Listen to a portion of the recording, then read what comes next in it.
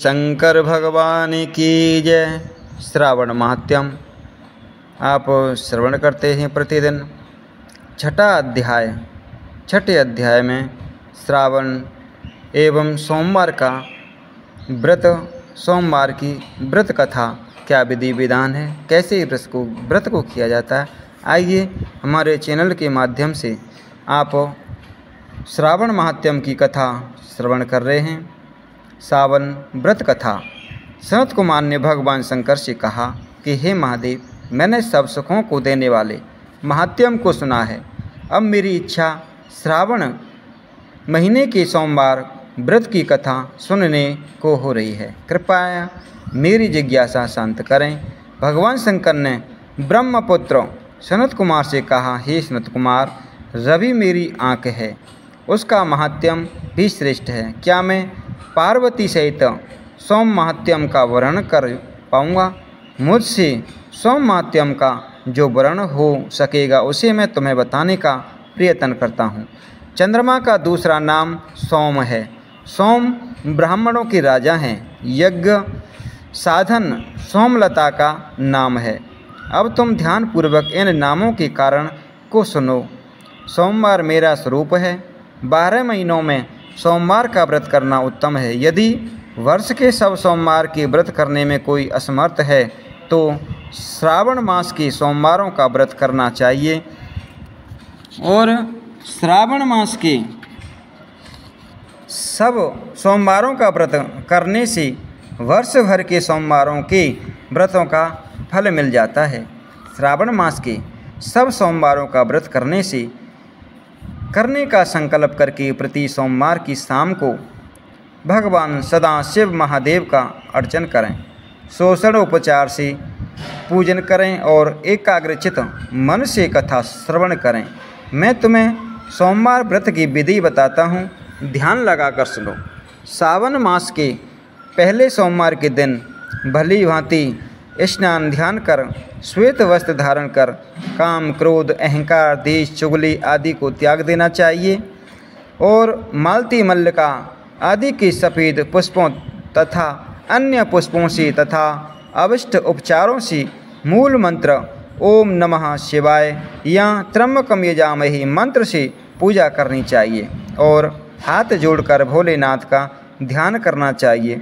उग्रनाथ भव शशि मौली का ध्यान करना चाहिए। देवेश का मनोहर उपचारों से अर्चन करें।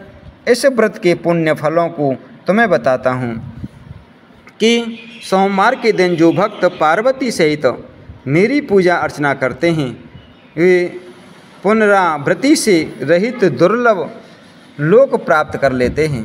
इस महीने की नक्त व्रत के पुण्य को संक्षेप मात्र से कहता हूँ। देव तथा दानवों से 7 जन्म के अभेद पाप नक्त भोजन से नष्ट हो जाते हैं। इस उत्तम व्रत को उपवास रखकर करना चाहिए। इस व्रत के करने से पुत्र एवं धन दोनों की प्राप्ति होती है। वह व्यक्ति इस लोक के सभी भोगों को भोग कर उत्तम विमान द्वारा शिवलोक को जाता है और वहाँ सबका पूजनीय बन जाता है। इस संसार को आसार जानकर, तन मन धन को चलायमान जानकर व्रतोद्यापन करना चाहिए। धन का लोभ और मन के मोह को त्याग कर अपनी शक्ति के अनुसार भगवान शिव व पार्वती की वृषभ पर स्थित स्वर्ण की प्रतिमा बनानी चाहिए। सुंदर लिंगोत्भद्र मंडल बनाकर उस पर घट स्थापित करें। 2 सफ़ेद वस्त्र से ढकें। घड़े के ऊपर तांबे या कांसे का पात्र रखकर उसके ऊपर स्वर्णमयी निर्मित शिव पार्वती की प्रतिमा रखें।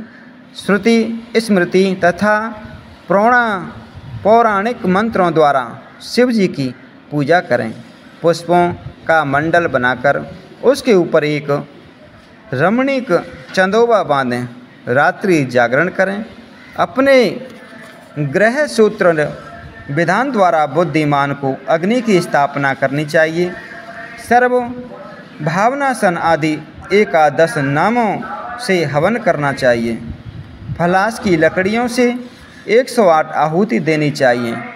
घी, तिल तथा बेलपत्र आदि द्वारा ओम नमः शिवाय मंत्र से हवन करना चाहिए। इसके बाद आचार्य का पूजन अर्चन कर दक्षिणा में गौ देनी चाहिए। 11 ब्राह्मणों को भोजन कराकर उनको कांसे की घड़ी देने चाहिए। देवता पर चढ़ी सामग्री आचार्य को दें और प्रार्थना करें कि मेरा व्रत पूर्ण हो। इस व्रत से भगवान शिव प्रसन्न हों।